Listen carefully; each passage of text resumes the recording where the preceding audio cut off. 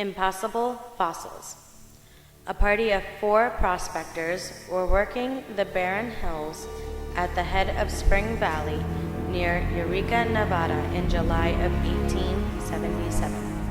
They were picking their way through the area step by step, looking for a telltale outcropping of precious metal.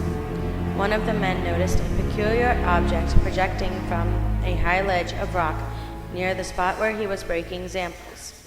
Out of curiosity, he climbed to a point where he could get a better look at the protrusion and was amazed to find that it looked like the leg bone of a human being, broken off just above the knee.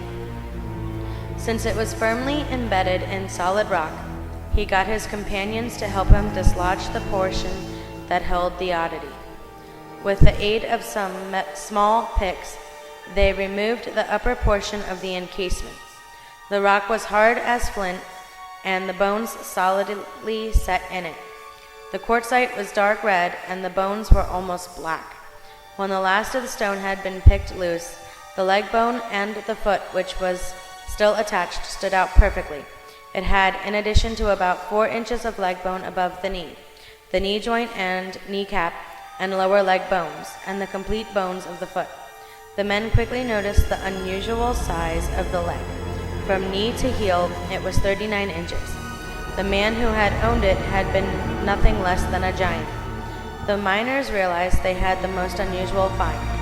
They brought it to Eureka, where it was placed on display in a store window.